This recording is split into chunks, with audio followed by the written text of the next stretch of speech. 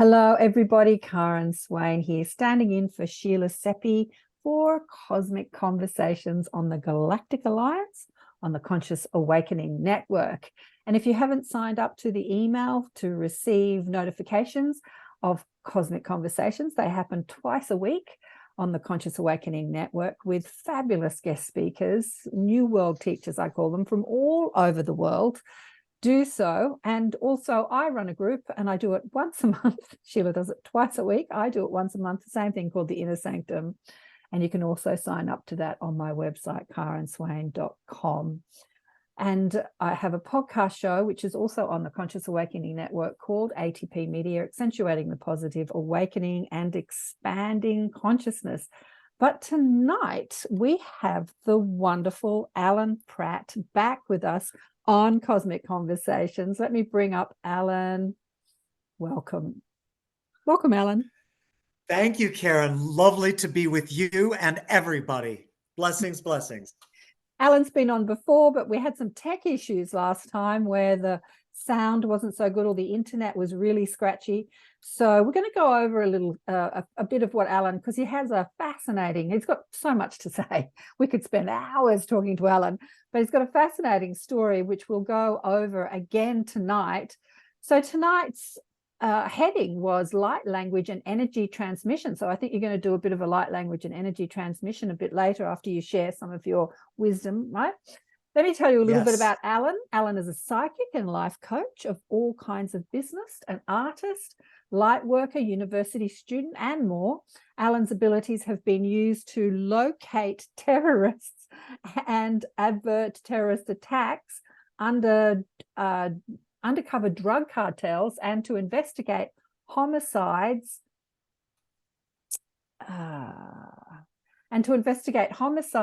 and other crimes. Alan works with a team of professional psychics on these investigations, and he's toured the US since 2009, conducting sound healing ceremonies and concerts, facilitating psychic and life coaching circles, and hundreds of healers and musicians participating in countless healing modalities. But his story is quite amazing. In 2011 in Costa Rica, while Alan was walking down the street, he was badly beaten and choked to death by a group of young kids. And he had a resurrection by a 9-foot-tall blue avian being. And he has been told that he has 3 ET beings inside his body and some robotic implants, which we're going to go into tonight. And he wishes to share his experiences with the ET implants and navigating the mainstream medical world as it relates to those implants. So, Alan, I am excited to hear about your story. Please take it away. Wow. All right. Thank you, Karen. Let's begin with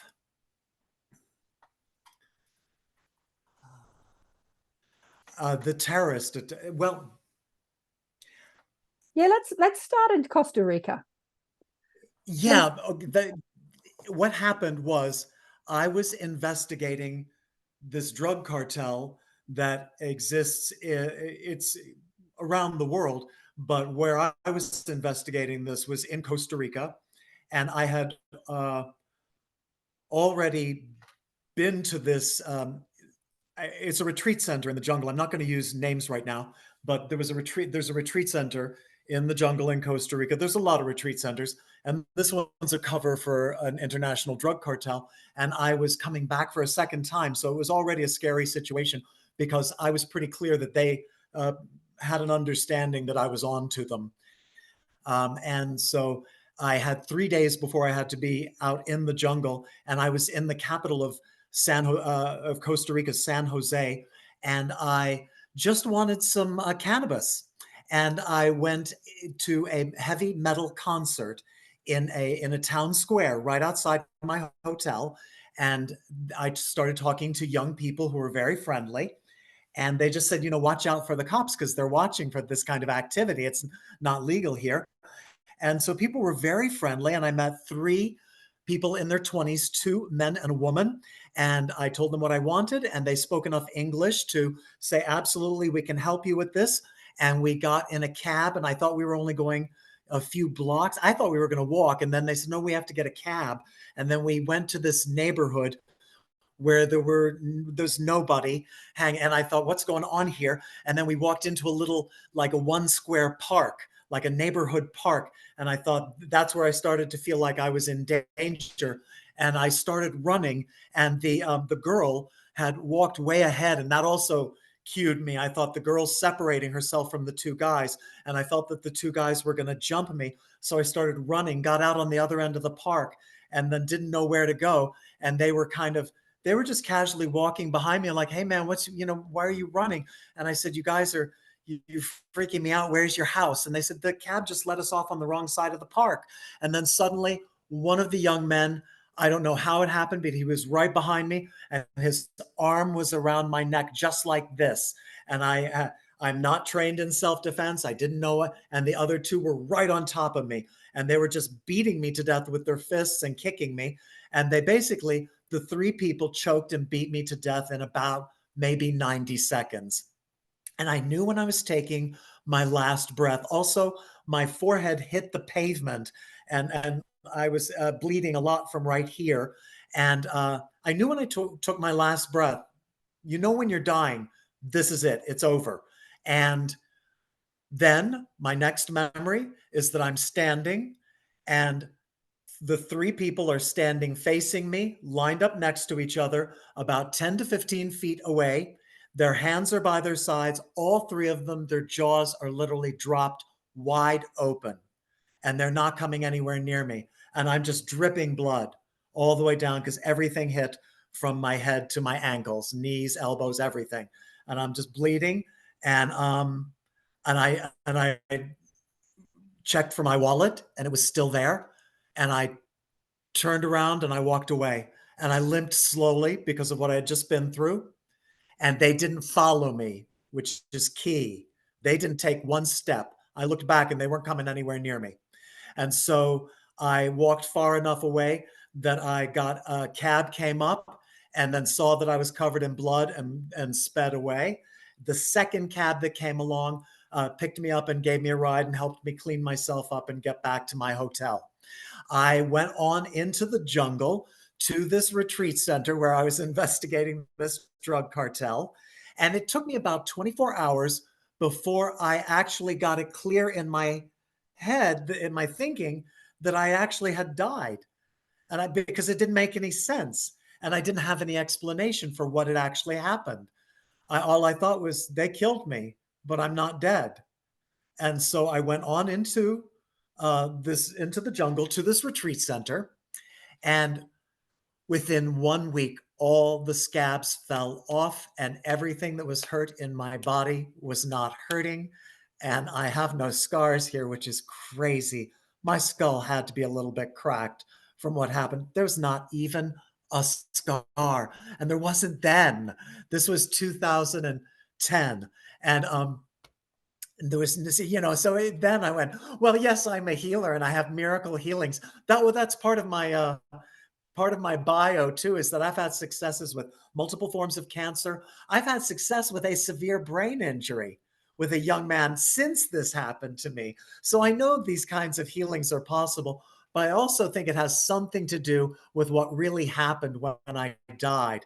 And the way that I found out was, I stayed for the 5 weeks that I was scheduled to stay in Costa Rica. And then I had a layover on the way back to New York. And the layover was in West Palm Beach. And I'm from West Palm Beach. And I know the psychics in West Palm Beach. And so I had a layover on my way from New York to Costa Rica.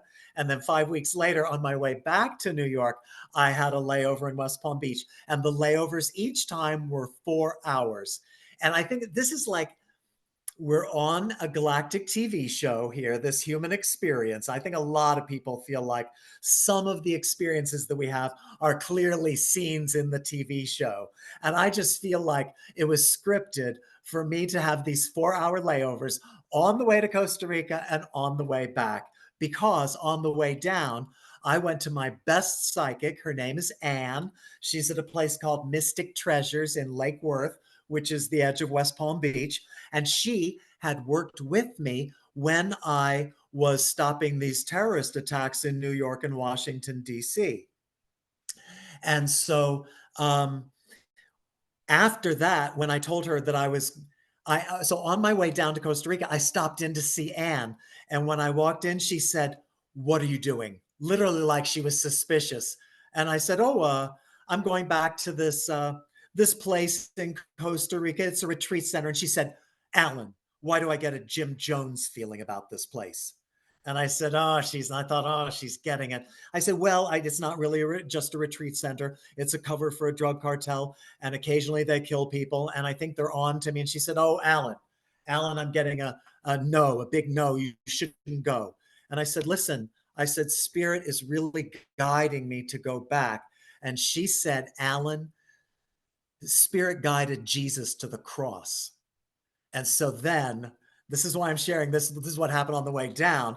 Was Anne told me not to go, and literally less than 48 hours later, I was choked and beaten to death in the street. So then now I'm holding on to like what actually happened after I died for just a moment. So, but I want to say, Anne warned me on the way down not to go. Now I'm going to backtrack a few years here just for a moment and to say that the first time I went to Anne and sat down, she knew absolutely nothing about me. And the first thing that she said was, "I have Norman, Bob, and Robert here." And my jaw dropped because I said, "That's my grandfather, father, and brother, all on the same side of the family, all in spirit." And so what they or spirit was doing was showing me how good she was right off the bat, because I've worked with 50 or 100 psychics over the years, and very few people can get names from the other side. And she got 3 like that right when I sat down. And so I was like, wow, this woman is amazing. Then she said, "You are an avatar. You are here to teach the teachers, to teach the masses. Do you understand?" And I said, "Okay, sure." But the thing that I'm pointing out here is that the first time I met Anne, she used the word avatar. Karen, she said, "You are an avatar." Now, jumping forward to I've now been killed in Costa Rica in 2010, and I do my 5 weeks there, and I go back and I have my layover again, and I go right back to Anne. And when I walk into Mystic Treasures and I walk in, she's almost laughing. And she's like, "Alan, I told you not to go." And I said, "Anne, what happened?" And she said, "Well," and this is how good she is. And this is rattled right out of her. She said, "Well, it was gang initiation. Kill a man with your bare hands. That's why there was no knife and no gun." And she said, then after you were dead, they were arguing over which one was going to pull your eyeballs out to bring back to the gang, because that's part of the initiation. And none of them wanted to pull your eyeballs out. And I'm just listening to this. And she said, that is when the 9-foot tall blue avian appeared and walked up to them and said, "Back the F." And this is this nice lady in a crystal shop in Florida. And she used that word. She said, because this apparently is what the blue avian said. She said, then the blue avian said, "Back the F up, or I will eat your heads off your bodies." So now, Karen, I'm just listening to this. I'm like, my job. And she said, and she's just like this nice middle-aged lady. She said, so then the avatar resuscitated you and stood you up in front of them. Now, Karen, I did not give her any details. And she took it right to the point that I remember. I'm standing, they're facing me, and their jaws are dropped. And I don't know why, because I didn't meet the blue avian.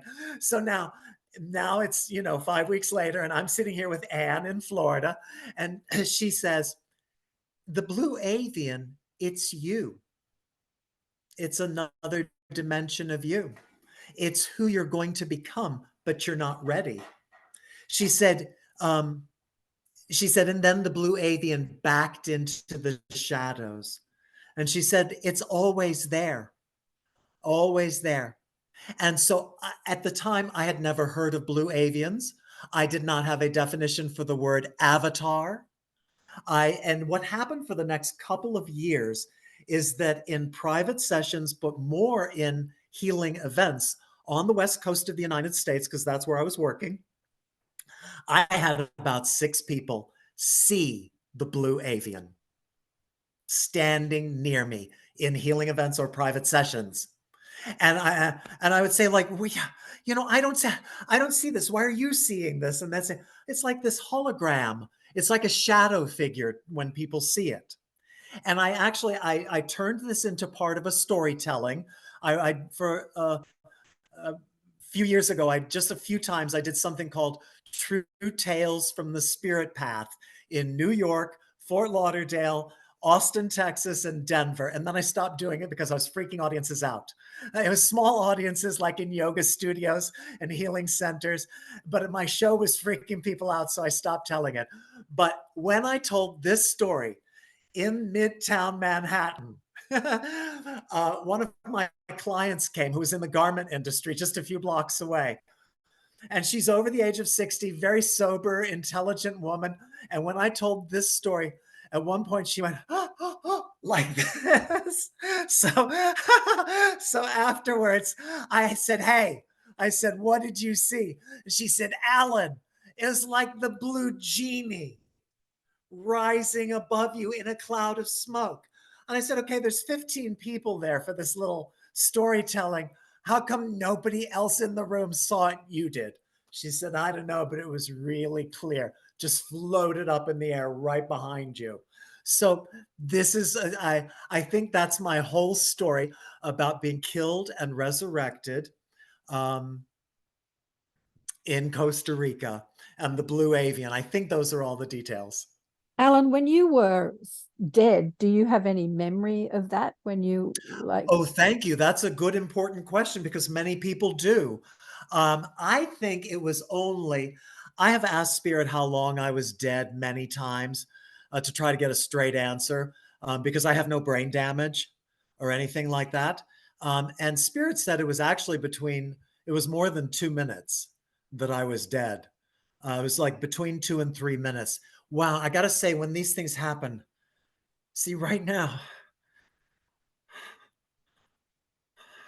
there's still some kind of trauma that's in the body. I haven't had this happen telling this story. And this was 13 years ago. There's still something locked in the body energetically. But I'm great. And no, I don't have any memories. There's an important, very important part of this story to add. This started happening right afterwards. I started, when I was doing psychic readings for people, I started getting messages about them dying in this incarnation and being what Spirit calls Christed, or what I call being put back on the set. I say that what happens is you get whacked here on this Hunger Games TV show that we're on. And here's how it goes. There's just like AGT or Dancing with the Stars or any of these other shows, X Factor, there's a big audience. And some of these shows they can vote. If you want to vote for this couple on Dancing with the Stars, I think the audience hits their buzzers like, don't know that character can't die. Put them back on the show. And there's a rewrite team. It's kind of like they're almost on the stage, like on the TV show. And they do this very quick, what I call a slap over. And they slap over a new scene, and the character didn't die.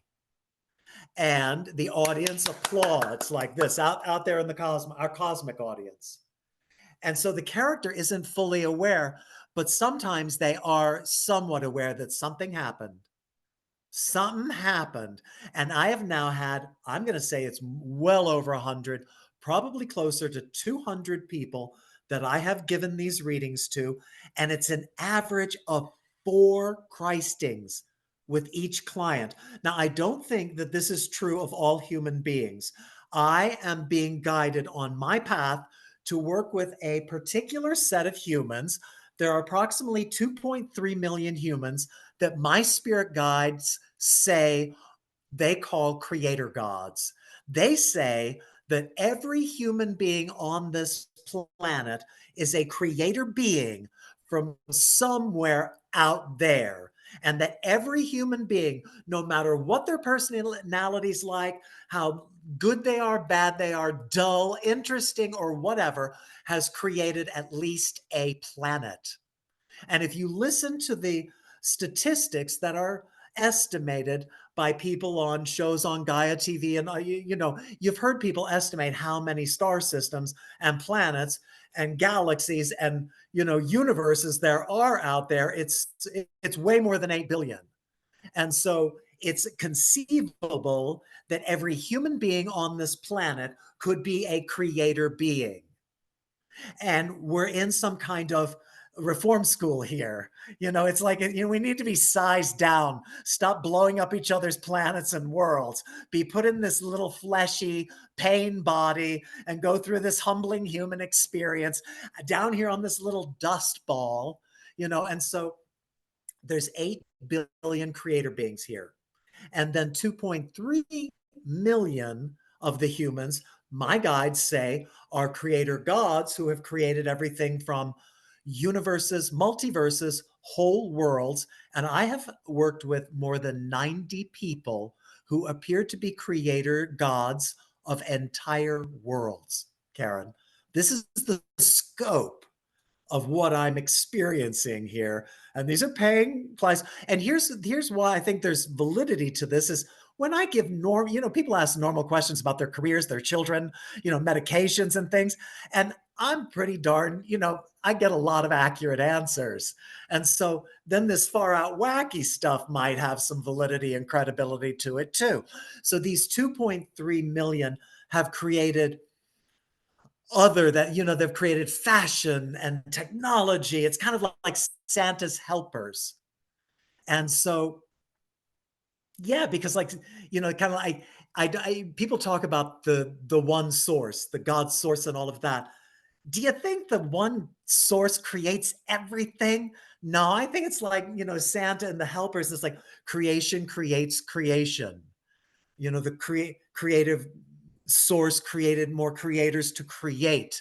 And so getting back to the point, what I feel is happening is that I am getting a lot of creator gods coming to me. And on the earth plane, these creator gods incarnate in very important, either you may not be visible on the exterior, but they're walking certain spiritual paths, let's say, and they get whacked. It's a game show here. It's a chess game between light and dark. There is a dark side that does not want the light workers, let's say, to fulfill our missions. And so we get whacked on the set.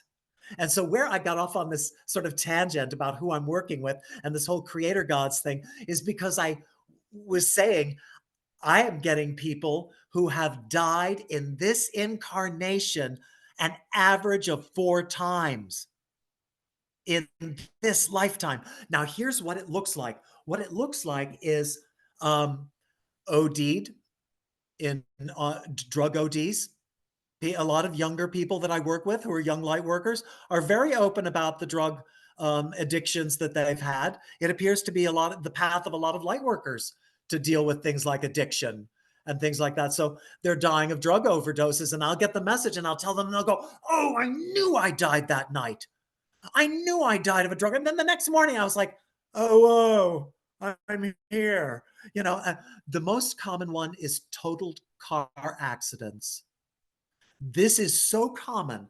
I have had people who have heard this conversation with me and then contacted me and say, "Hey, Alan, did I just get Christed? I just walked away from a car accident. People are shaking their heads. I don't have any injuries. How did this happen?"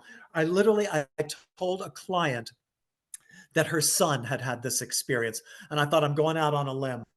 I don't know if her son's been in a total car accident. And she said, Alan, hang on. She got a picture of the car that had had the entire top swiped off because it went under an 18-wheeler. She said, Alan, he walked away with a broken pinky finger. And everybody said, how could this possibly have happened? And see, I got it in a message for her, for this man's mother.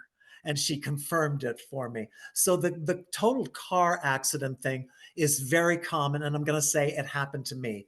After I got killed in Costa Rica, the total car thing happened to me in Miami, except it was such a good slap over.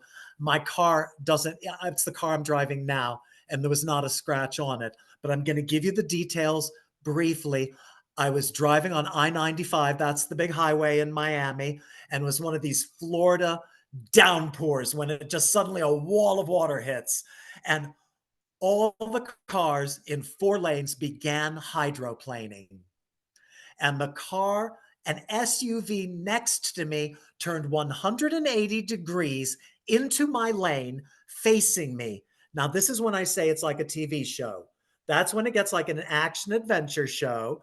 Now there's an SUV facing me. I hit the brakes and I come skidding to a stop less than 5 feet from our grills smashing into each other. I look the woman in the face and she looks at me and I went like this, like, holy crap, we're alive. No. And I looked, not one vehicle got hit. All these cars turning and nobody got hit. Everybody stops, turns around, and we all continue. And it didn't strike me for about a week. And then my body began shaking, Karen. And I'm going to be honest, I can control it now. But as I've been talking about the total car thing, it's been coming back again. It's still there. It's still in my body a little bit. I would hardly even believe this, except I'm so healthy and in great shape and so pure and clean. I'm on day 22, by the way, of a liquid cleanse. Are you And fasting? so You're I fasting. am, and it's amazing. I'm over the hump, and it's gotten to that like incredibly light, amazing stage. So I know what, so I work with energy for a living. And now I'm super energetically clear. And during this conversation, I've never had it like hit me when I'm talking about that being killed in Costa Rica, and it did. And but I got to tell you, when I tell people about having been killed in the on the highway in a car, um, it almost always still makes me shake a little bit. And that was in 2016, so it's now been 7 years. So this has happened. This I've had nearly 200 people who I've had this conversation with, who nobody has ever contacted me later to say, Alan, I think you're off. I think you're mistaken about this. I don't think that really happened to me. Not one. So that now I've expanded it to including a whole lot of other. Oh, wait. Oh, the capper, out of all of these 200 people, one person has a story like mine. And what's amazing is it was not a client, it was not somebody in this community. I was at a college reunion because I went to the School of Theater at Florida State University. And this was a theater reunion in New York. And I'm thinking, do not talk about this stuff. And my mouth just starts going. Just I'm sitting next to a guy on a couch. And I thought, oh no, you're going to freak this guy out. But Spirit knows what they're doing. This guy's this character actor in Ohio. And David goes, Alan, let me tell you. He said, I OD'd on drugs in my apartment.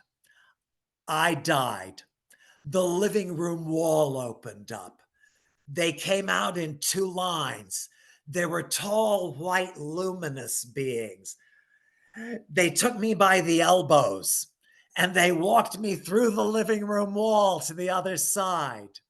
And I started to see, the tunnel like people talk about. And then the next morning, I woke up on the couch and I was still here. He said, you know what? I did it again. And this time I OD'd on purpose because I really wanted out. I wanted out at that time. And it happened again, Alan. Living room wall opens. They come out in two lines, take me by the elbows, take me by to the other side. And then I woke up the next morning again. And I looked at my friend and I said, so David, my story's not freaking you. And he said, no, honey, not at all. And so I have one. So how interesting that it's a friend from the theater and not anybody out of these 200 other stories. No, but it's everything from people who drowned as kids in pools, drank the cleaning fluid in the kitchen, rushed up, but always they have, and I sit there and I wait for them to get it. When I say they've been killed, I said, yeah, I think it might come to you. And I just sit and wait. Yeah. And they usually get one or two. So, all right, now I think I'm complete. Oh, incredible. Like, just incredible. Okay, so we're going to go from several amazing experiences to another. So in 2012, you were taken up into a craft and you received the Yes. implants. Tell us about Now, that.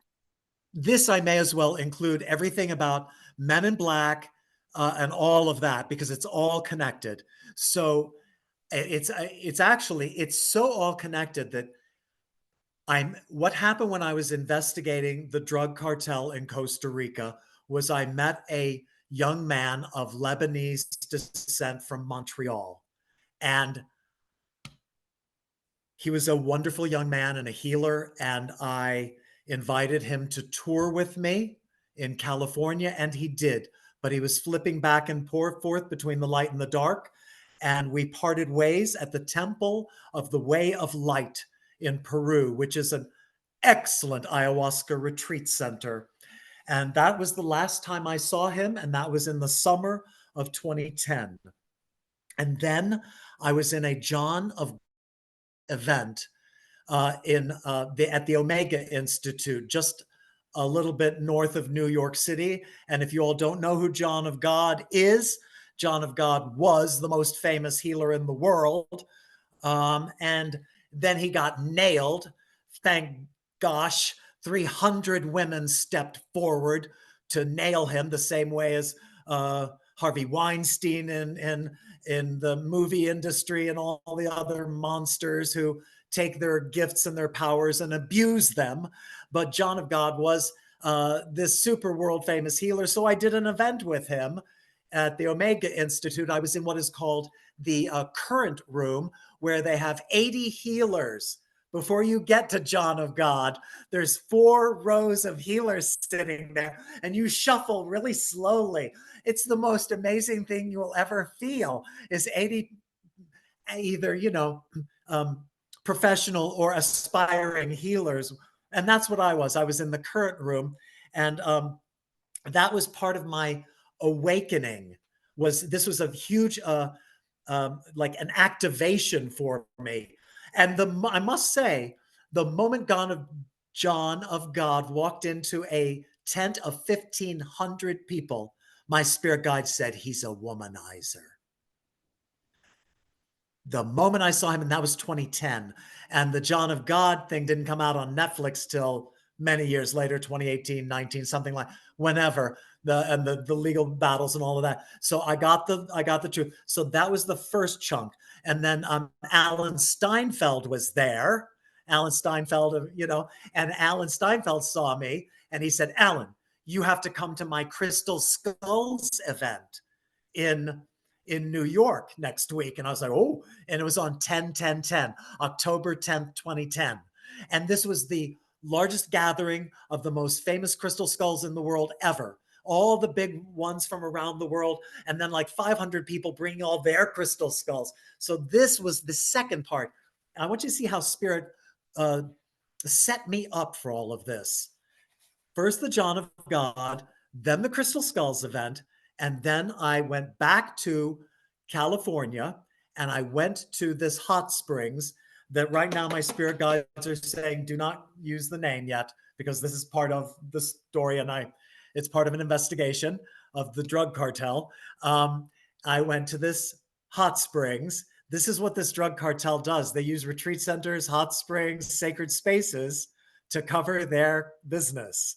And so I went and I got in, and this is, Spirit tells me this particular hot springs is literally the water spoken of in scriptures. And I'm just going to leave it at that for now. It's a little bit of a Garden of Eden thing going on here. And so I went and got in the water. And that's when I started seeing the images of a terrorist cell camp in Montreal and my friend from Costa Rica who had toured California with me that I had parted ways with in Peru, that it was his family and they were running a terrorist cell camp.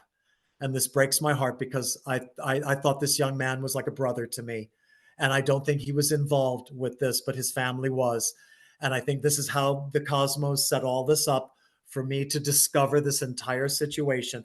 I started seeing that there was going to be an, another 911 in New York, and it was going to be on December 7th of 2010. So it was going to be on Pearl Harbor Day. And I was in New York on 911. I lived in Chelsea. I lived 2 miles up the street. And I was what I would call a civilian first responder to 911. I was down there at ground zero in less than 48 hours. And I saw that the hundreds or thousands of people that were trying to respond. Hang on.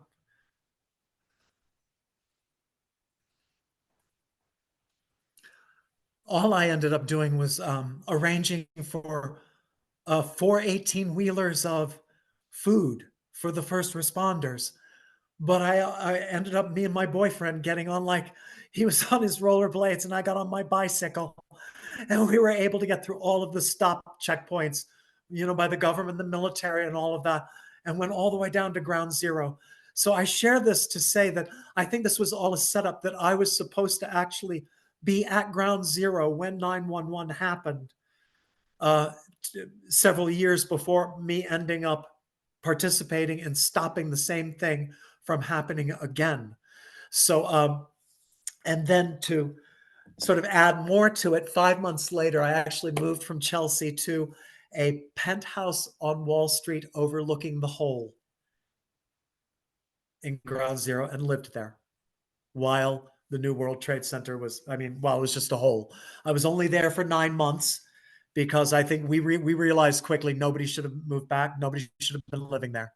Nobody should have been in that area at all for a long time. And so we got out of there. And so this was my 911 experience. And so now it's, that was 2001. And then now it's 2010. And I'm seeing these images that this is going to happen. And what I figured out was it was going to be Times Square, and it was going to be a nuclear device this time to start World War III.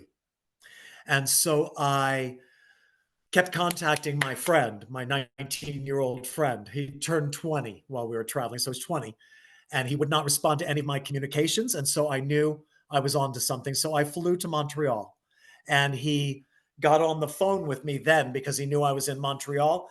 And he basically said, "What are you doing here?" And I thought, "You're a different person. You're not even the same person that traveled with me as a healer. You are a totally different person." And he actually is 2 in 1. My young friend is absolutely, and he had flipped completely. And I thought, and so he slipped in the conversation. He said, "Why do you want to get my whole family in trouble?" And I thought, "I got you." And so I went to the Royal Canadian Mounted Police, and they actually met with me and listened to my entire story. And then my spirit guide said, "This is not good enough. Going to Canadian authorities is not going to do it. You have to go to New York." So I rented a car in Montreal for a month because I think because I was being guided, and I thought, who knows what's going to happen. I rented a car for a month and I drove to New York. I was still fairly new. I'd only been a psychic for a couple of years, Karen, and I certainly hadn't dealt with anything like this. I thought I was going to be like a normal psychic and have a cute little boutique somewhere. Anyway, so um, I drove to New York to like feel it out, where the attack was going to happen.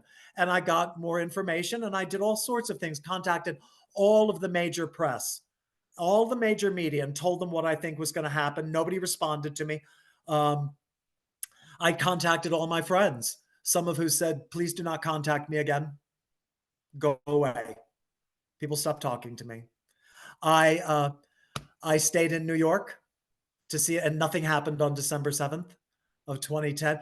And so I felt like a crazy person. And I knew that the authorities had not gotten the nuclear device or all the people. I knew they had gotten some of the people and not all of them, or the nuclear device, and that it was being retooled for the Capitol building in Washington, D.C. for Christmas Eve. And so here's the bottom line is I rented a car in Brooklyn and I used my finger on maps on my laptop, and blowing up maps, I found where the terrorists were on a non-functioning farm in Maryland, approximately 30 to 40 minutes outside the state, outside of our nation's capital.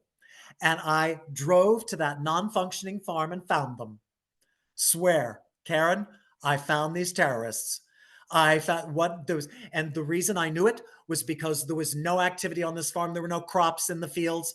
There was a barn, and there were two vans next to this barn, and there were about 15 dark-skinned, dark-haired men, only men, going in and out of the barn.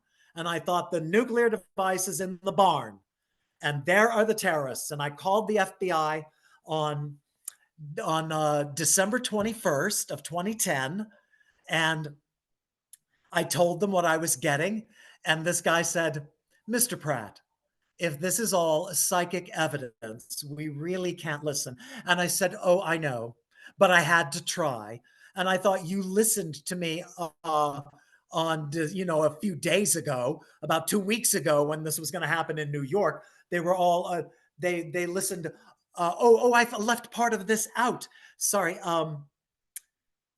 From New York, when it was going to happen in Washington, D.C., I when I drove to Washington, D.C., I went straight to the CIA, thinking like I would drive in. I can laugh now about this. There's these big walls and big signs.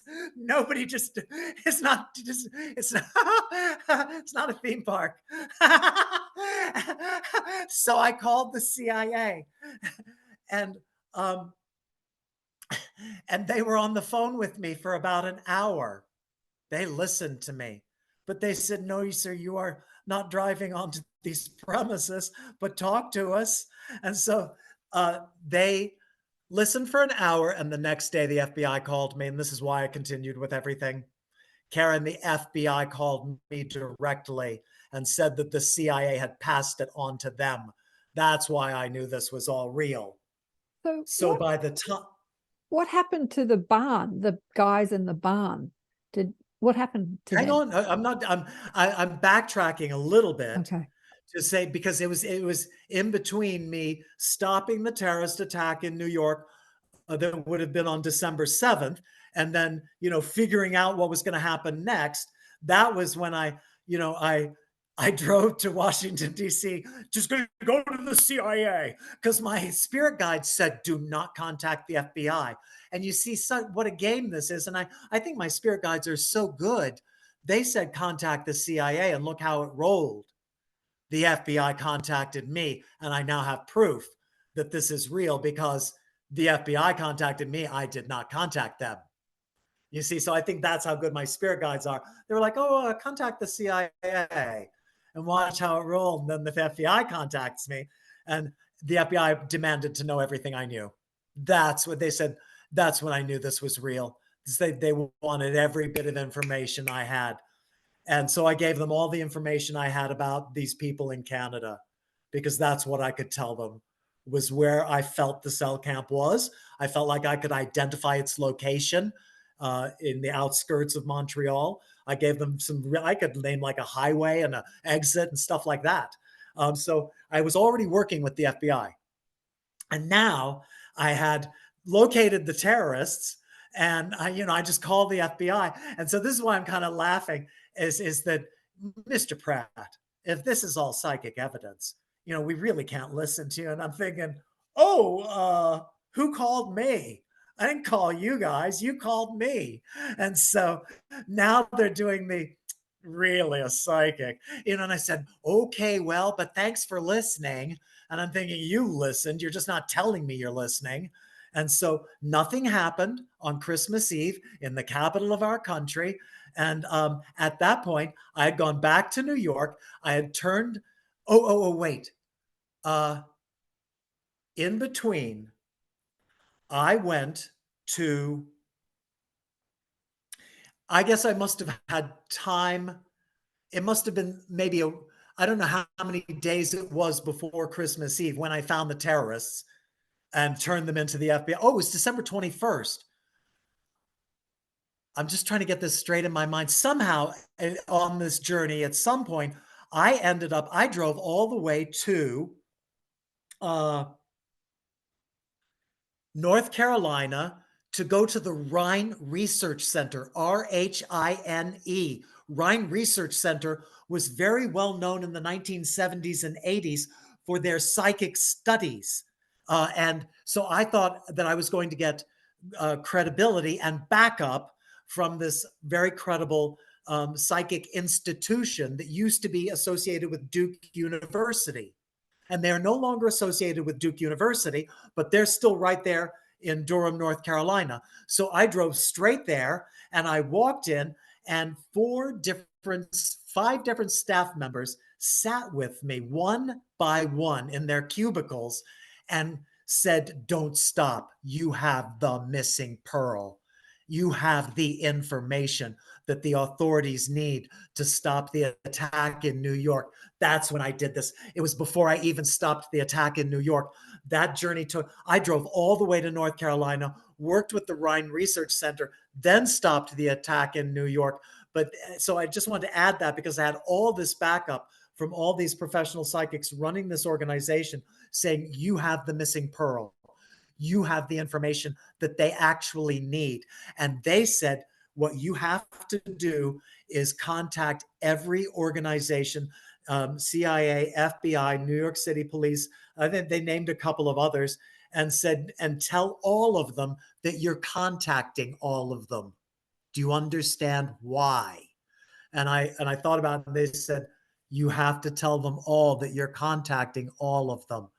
Or if you get the wrong people in any one of these agencies, nothing will happen. You understand? There's both sides in all of them. You tell them that you're telling all of them, and then it's like a contest. Who's going to do the right thing first? You see what I'm saying? So that was why. So I wanted to include all of that. Now I'm literally talking to the FBI. I've just located these terrorists on this farm in Maryland. It's December 21st, and they're dismissing me completely. And so Christmas Eve, nothing happened. I'm apartment sitting now in Manhattan for a friend. And on Christmas Day at 4 p.m. in the afternoon, my phone rings, and it's from a 555 exchange. And I don't know how it is in Australia, Karen, but in the United States, if you're over a particular age, we all know that all television shows and movies used to have to say 555 for every telephone number. So when I looked at my phone and saw that it was a 555, like my eyes popped and I thought, oh, it's them. And so I answered, and they said, Mr. Pratt, are you the person that reported blah, blah, blah, blah, blah, blah, blah, meaning, what was about to happen in the Capitol? I said, yes, I am. And they said, we want to see you immediately.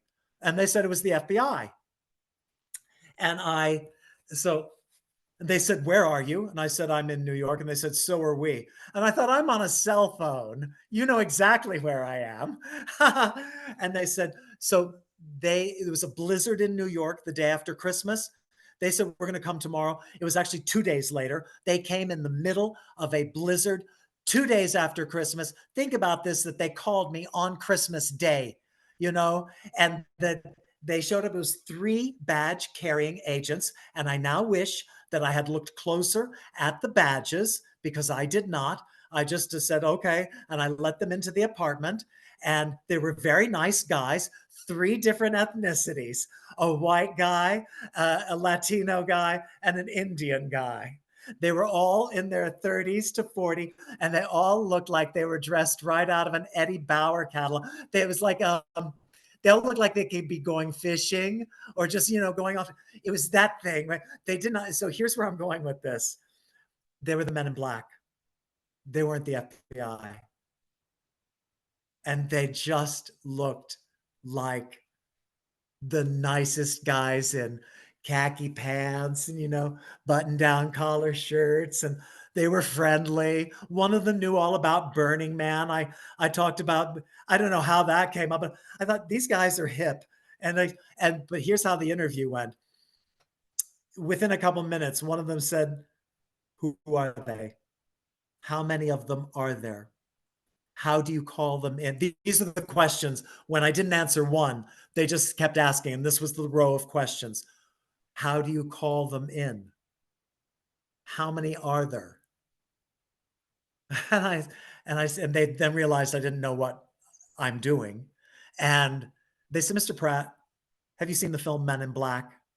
And I said, yes, I've seen parts of it. And he said, we get a kick out of that film because it's basically who we are. We are an unknown division of the government that works with people like you that work with aliens. Swear, Karen. And that's when I was like, I thought, oh my God. And then I thought, okay, somebody's listening to me. But I did not understand that I was getting my information from alien races. I did not have I did not know I had implants in my body at the time. And we're about to get to this part of the story. But isn't this all? I mean, it was important for me to tell all of this. It's all connected. And of course, Men in Black, I have to tell this, so um, they realized that I really did not know the information that they wanted. They did ask to photograph my crystal skull. And I have a crystal skull that's only about this big, and it was sitting on the floor under my chair. And one of them said, what is that? And I said, it's my crystal skull. I thought you know what a crystal skull is. And he said, oh, could we take a picture of it? And I said, okay. And he said, could you hold it just like this? And they kept adjusting my hand, Karen. Tell me when you get it here. They kept adjusting the crystal skull, and I figured it out. I thought they're photographing my skull. And I don't understand why. I have no idea why they're photographing my skull. It's because, and I'm just going to jump ahead and give you the punchline. One of the 2 robotics that is in my body is right here. If you touched my skull, you could feel it. If you were in person, you can almost see the ridge. There's a tiny, can you see a little bit of a ridge on my skull? It's encasing a worm that is super powerful, that I think the Men in Black or maybe some government agencies don't like it that I've got this in my skull, because I think it keeps me alive, and this pisses them off. Who put it there? Who put the implant? Well, the Pleiadians and Arcturians are who put in the implants in 2012, which is what I'm going to get to. Klezak, which is the name of this robotic, Clezakh. I don't know. I don't know. There's some pieces of history that I guess I just haven't asked yet. But I think this one was definitely in there at the time. They were aware of it, and that's why they were photographing my skull. So after that, they were done with me. And one of them, as they were leaving, they were standing up, and I said, I feel like you're not going to tell me the results of the information that I gave you, and they said, no. Like, haha, like, what are you kidding? I'm not telling you anything. And as the last one turned to me and said, Mr. Pratt, do you know the phrase, don't call us, we'll call you? And I said, yes. He said, don't call us. and walked out the door. Karen, what? I'll be like, ooh, don't call us. Okay, 5 out of the following 6 or 7 years, I gotta say, I kept getting information that the same group, same nuclear device, never gotten. And I went back to the FBI over and over. And my spirit guide said, do not worry about how they respond or don't respond. You keep doing what we're telling you. You just keep doing what we're telling you. Because I kept getting the information. Once it was London, once it was Los Angeles. See, this is like right now. Why am I feeling emotional as I say this? I think it's on energetically, there's some kind of truth to what I've experienced. I will say that one of these times I walked into an FBI office in California, and what they asked me was to handwrite my story, what the information I wanted to give them. And I said, could I meet with an agent? Do you want to put me on camera? You want to record me? And they said, no, we'd like you to handwrite. I've never figured that one out quite, except while I sat in the lobby of the FBI office, it was like being in a doctor's office where there's a glass window and there's a receptionist. 3, I watched agents or upper level employees come into that little space and pretend that they were meeting with the receptionist and look through the window at me and checking me out. And I thought, I mean, like every couple of minutes, and I'm just like handwriting my little thing, about the terrorist attack that's going to happen, and I'm watching them case me, check this guy out. So I did that, but they've never spoken to me since. So that's my whole story with any and all interactions with government agencies over all of this, and the men in black. Interesting that they didn't want to hear from me again and that they never contacted me again, because clearly I was on to it. So now, Alan, so we've now, we've we've been going for an hour, so we're running out of have we? time. Yeah, Oh it's my been goodness. absolutely fascinating, but I think we'd like to get in a few more things because we'd like to do some Q&A and also maybe the light language energy transmission. But I will say, what do the implants actually do? So one's here, where are the other two? okay. I'm going to say, if you, I want to say that right here, I want you to see how large this bulge is. And this is not my genitals are so not what you're looking at right now. Oh my And God. I've told you I'm on the 22nd day of a cleanse. I want you to see how little body fat I now have. This is the size of a small papaya or a very large avocado. That is the largest of the implants. And that can go down to the size of a small green pea in about 2 minutes. It is absolutely stunning. And it does it all by itself. What creature on this earth can go from this big to like 1,000 times larger in the space of a couple of minutes? Rather stunning. So what happened was I got off the grid after all this stuff with all the government agencies. It leads right into this. And I'm going to give you the fast version of it now, is that I got off the grid because my colleagues told me to. They said, your life is in danger. Any number of agencies want you dead. And so I disappeared into the woods of Oregon and hid out for 4 months. And then Spirit said, go to San Diego. I went to San Diego. They guided me out into the fields. That's when I was taken up. One night there were 30 ships in the sky easily. And they were making geometric patterns. And that's all I remember. And I was out there for 4 hours that night. And there was the other night I was out for 8 hours. And this time there was only one light that I kept seeing bouncing around so low that it was just incredible. I thought it's so low, it's like over the trees over yonder. And then it was right over me. And when I say right over me, I mean right out of all of the classic UFO sightings, which, by the way, my father, Bob Pratt, was a famous UFO researcher, and he wrote about this. And in that moment, my brain went, "Oh my God, it's just like my father's books." Was that I looked up, and like 1,000 feet above me was a dark ship that was round with it was a triangle with rounded corners, like a cross between a circle and a triangle. And I remember that in descriptions.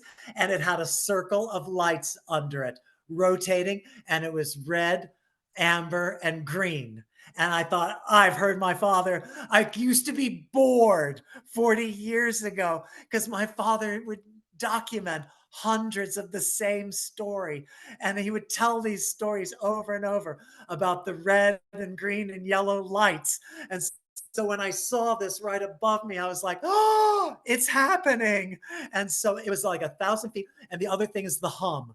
Nothing like an airplane or a spaceship or anything we know of in our mainstream culture. But it was that hum. And I thought, take me up. And that's the last memory I have, of course. And then my thought was, whoa, I've been out here for 8 hours and you didn't do anything. I'm just going to go to sleep now. And then, like a few months later, a little bump showed up on the fourth toe on my right foot. And I thought it was a bone growing out of my toe.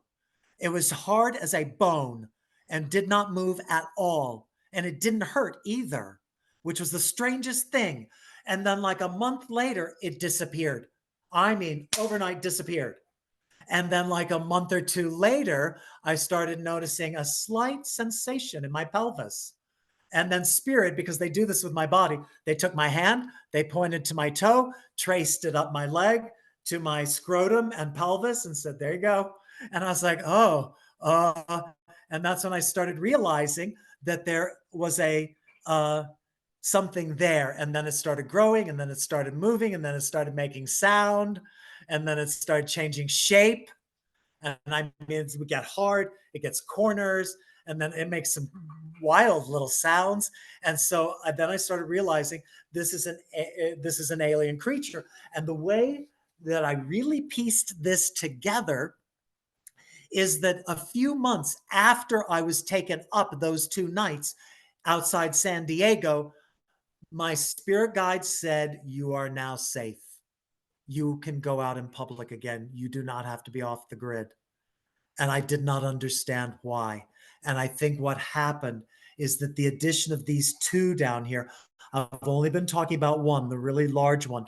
There's a much smaller one, only the size of a chicken egg, right next to it. And that one moves all the way up to my heart area and circulates around my torso. I felt it. I felt it moving all around. And sometimes when it gets in the middle of my belly, it gets larger than a chicken egg. And so I have asked my spirit guides, and I work with other psychics. As you said earlier, when I do criminal investigations, I work with other psychics. So I ask them about, like, where do these guys come from? Are they good guys? What's happened? How did they get in me? And it looks like these guys were implanted in me those 2 nights. And what my understanding is that there is a big hole at the North Pole, and that the light ships go in and out of it to Middle Earth, and that the Pleiadians have a whole when you have a whole lot of ships, a fleet, that they have a fleet of Pleiadian light ships that are in the middle of the Earth, and they come in and out of the North Pole and circulate around the Earth. So when I look up at the light ships in the sky, which I have been almost every single night since this all happened, I can look, I do it anytime. I can do it this evening. My spirit guides say it's them. A lot of the lights that I see in the sky are the Pleiadian light ships that are coming in and out of the North Pole. And so my understanding is that the Arcturians come on a real intergalactic ship, come into the North Pole, and then it's like getting on your local transportation. They get on like the local bus with the Pleiadians, and it's an Arcturian Pleiadian operation when they take me up. And I'm smiling because are you familiar with the bar scene in the original Star Wars movie? It's a very famous scene. Yeah, Okay, absolutely. it's like that. My spirit guides say, yes, they have some work to do. Yes, they're doing an operation on me. And yes, it's a party. And they are partying. So it's the good guys. It's like a get together and they do some good work. And my understanding is that's where these guys come from. They do healing work with me. I could give more details around all of that. I've had severe pain around them pulling the disease, darkness, and demons out of individuals, but mostly in audiences in sound healing concerts. I've had up to 250 people for sound healing concerts in cities like New York. And when that happens, I was ending up on the floor with the most horrible pain in my body. And you could see my hands trying to pull it out of these guys. That's how obvious it is. And then other healers in the ensemble come up. And so I'm in the middle of a concert explaining my alien implants to the other healers and saying the alien implants are healing the people in the audience. They're killing me, help. And the healers will pull it out of me. And so this peaked in 2019. And a couple of healers in New York were so amazing. One of them is a woman who said, I'm going to the Galactic Federation. I am going to make an appearance like in astral travel. And this is a woman who, in her day job, hires the faculty for a major university in New Jersey. So she's got a real profession. And then she's one of us, on the side. And so she's like, Alan, I am going to go talk to the Galactic Federation and tell them this is not working and they have to do something. And so you remember my story earlier about creator gods? Karen, she's one of them. And guess what? She's a member of the Galactic Federation. Only I didn't have this whole thing down. I didn't get the whole picture when she did this. It's been since then that I was like, no wonder you can astral travel and go talk, which I understand the Galactic Federation is like 1,000 ancient creator gods between 60 and 220 billion years old, and that and it instantly stopped like at the beginning of September in 2019, and it's been almost 4 years. And I have bad days where it's kind of like I'm pregnant, like women being pregnant, like the baby's kicking, nothing like it was. I feel like all of this is proof that I am on the right track about what the function, because this is what Sheila asked in the last interview was, what is their function? And I wanted to explain that they're good guys and that they are working with me and they were put in by good guy extraterrestrial races, and that I have this kind of proof from having this dynamic of the pain disappearing.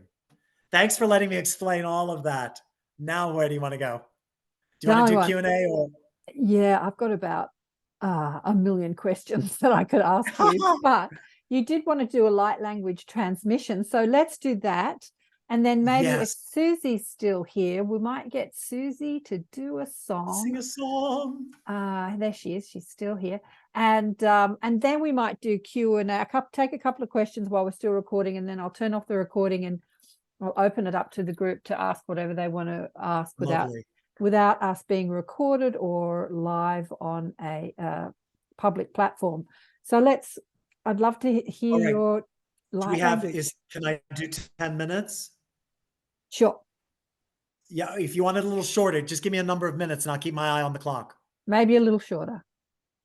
Maybe right, 7 minutes, 5 minutes. 7, you got it. All right, so everybody breathe and relax and open to receiving and releasing. This is an activation and a releasing. Whatever you got going on, let's do something good for it.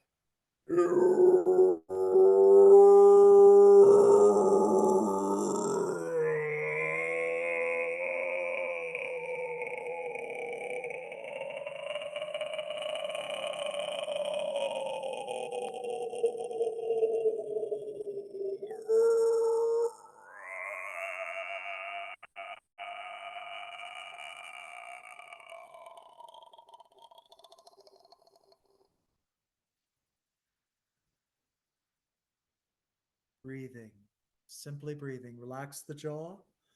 Let your mouth hang slightly open, allowing air to flow in easily. Let your belly expand and then sigh it out. If you feel stuff coming up, bust it out. Bring me up.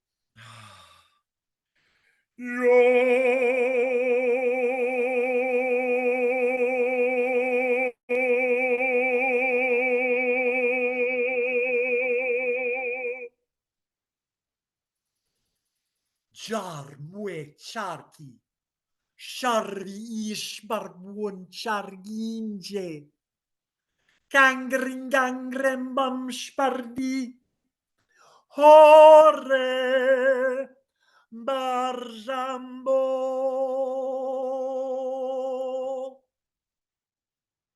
Closing your eyes, feeling is healing, willing to feel. Yahweh,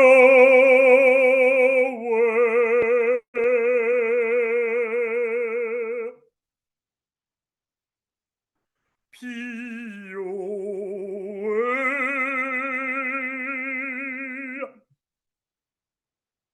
Releasing from the heart chakra. Let heaviness out of the chest. Breathing through an open mouth.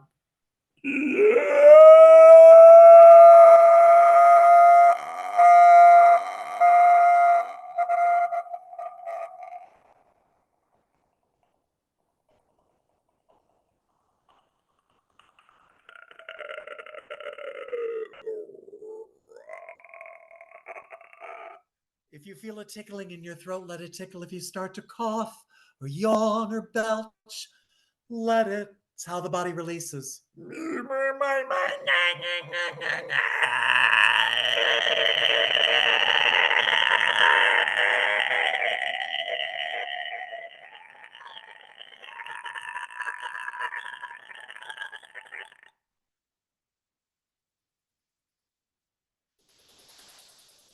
Shurva. Ra'arne. Kraya.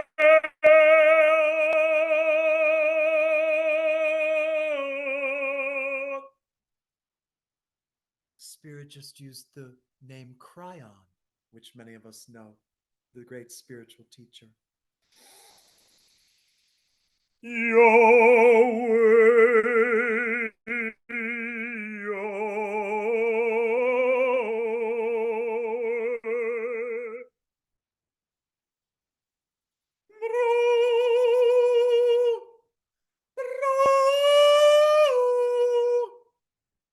If the sounds become discordant, maybe it's to shake something up. Let something be shaken up within. Let something old come up and let it go. Let it fly, let it flow. Let it fly, let it float. Up, up, up, and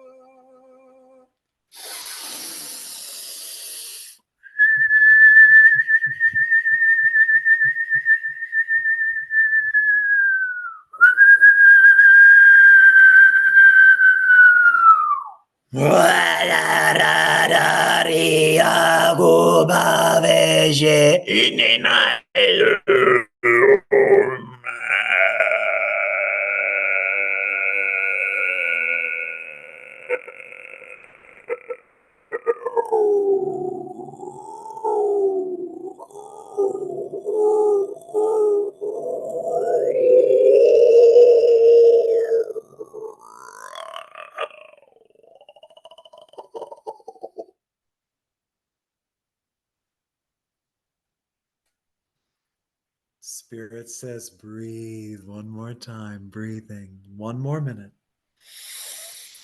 Jerfa. Umbaria Tarjera.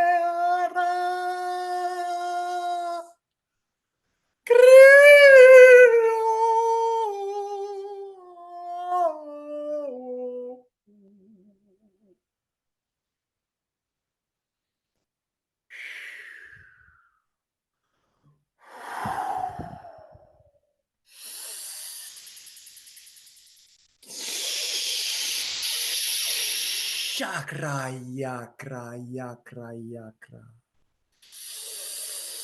Blessings to you.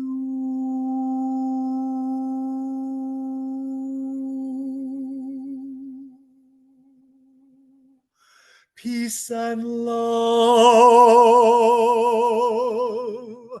Peace and love.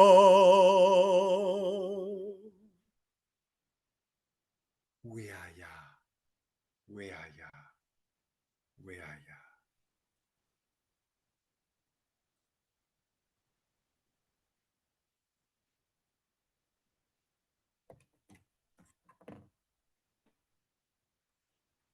Okay. That's a taste of what I do. Blessings. Whoa. That was out of this world. I feel you all. I feel it when I do this. I feel you. Thank you. Yeah, that was wild, Alan. Absolutely wild. Wild, wild, wild. Well, I'm going to do it a bit differently tonight. Before we go into the questions, I'm going to bring up the beautiful Susie, who is going to serenade us as we all just integrate what has just happened, because I think there's going to be some integration there with what you've just transmitted. And yeah, get our thoughts together. So stay online with us, Alan, and we'll get back to you. And Susie, what are you going to sing with it for us tonight? Well, because Alan is so colorful, I'm going to sing True Colors. It was written by Billy Steinberg and Tom Kelly. Okay? Hope my internet holds out. You with the sad eyes, don't be discouraged, oh, I realize it's hard to take courage in a world full of people. We can lose sight of it. All the darkness around us makes us feel so small. Show me a smile then. Don't be unhappy. Can't remember when I last saw you laughing. If this world makes you crazy, you've taken all you can bear. Call me up, 'cause you know I'll be there. And I see your true colors shining through. I see your true colors. That's why I love you. Don't be afraid to let them show your true colors. True colors are so beautiful. I see your true colors shining through. I see your true colors, and that's why I love you. Don't be afraid to let them show your true colors. True colors are so beautiful, like a rainbow. Oh, like a rainbow. Oh, like a rainbow. Yay! Oh, That's it. beautiful. Beautiful, Susie. Thank you so much. Where did she go? You muted yourself. My There we go. deepest pleasure. Deepest pleasure. I just want to say to people that are listening to the recording that beautiful background is Sperry Andrews' art in your background there, an amazing consciousness teacher. And that's his art that Susie has in the background. Darling, thank you so much. Yeah. Thanks, everyone. Love you all so much. Love Alan. Thank you, Karen, for leading us tonight. This was beautiful. Love you too, Susie. Spectacular. Let's bring Alan back. And I think that is it Charlene? You've got your hand up. Honeyone, do you want to come on camera on the recording, or do you want to stay behind the scenes to ask a question to Alan? You need to unmute. I'm on camera, yes. You want to I got it. Yes, thank you. You want to come on Spotlight? Let me say, can I spotlight you? Oh, okay. I thought I could see myself on camera. Thank you. When it felt like someone is touching me around here like this. I thought it was a fly, but I don't know how many flies. But during the session, it was like someone was touching me right here, like around here, in my top of my head. I feel amazing. Thank you. Beautiful, Charlene. Spirit says it was your grandmother. It was your grandmother. Was your grandmother on your father's side particularly close to you?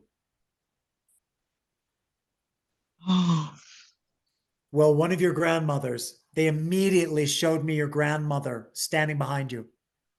Immediately. I think we lost her, Honeyone. I think her internet gave out. Well, that's lovely. I love it when people feel what we're doing, especially only in a few minutes.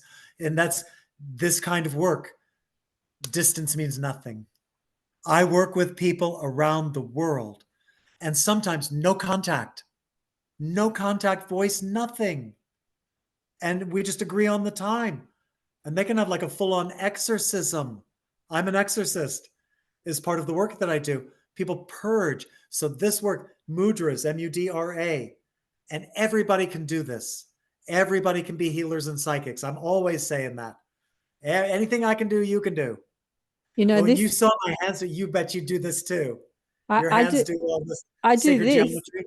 Which I asked Darryl Ankle about that, because Darryl Ankle that channels Bashar, he puts that mudra on his solar plexus.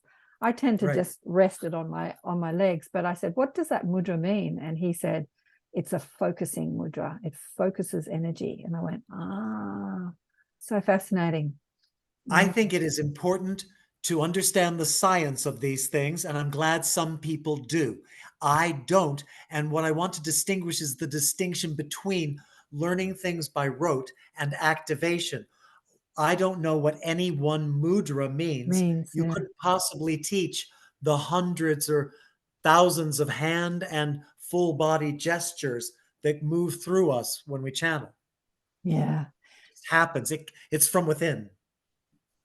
Does anyone else have a question? Because I've got millions of questions, but I'm going to open it up to the group. Pop your hand up, the little hand. Are we still on? In the reactions. Yeah, we're still recording. We're still on. We're not. Okay. Yep, we're still recording. So does anyone else have a question? Because if not, I will ask.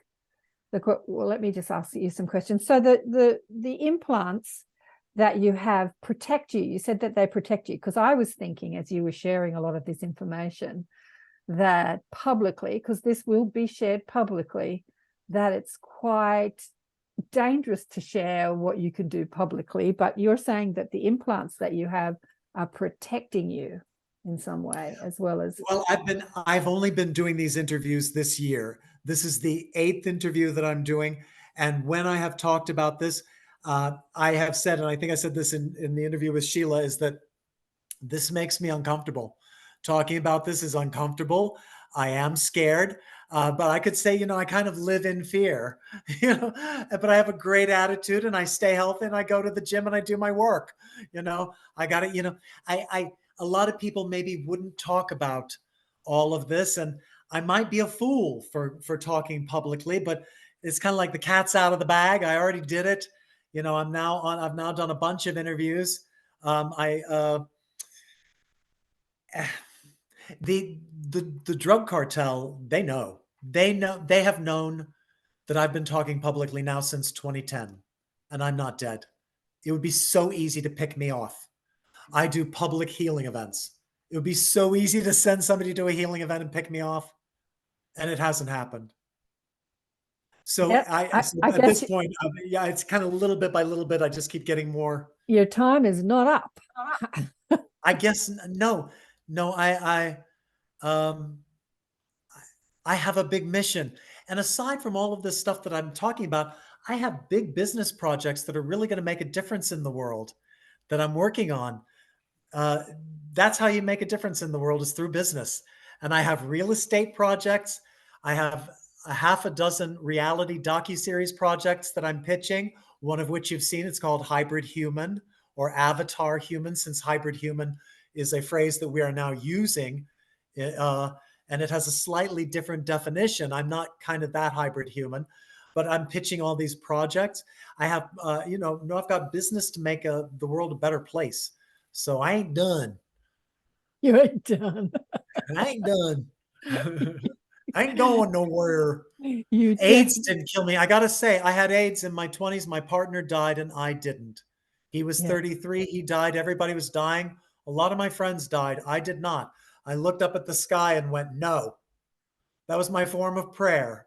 That's how enlightened I was at 26. I was like, I'm not leaving. I have something to do.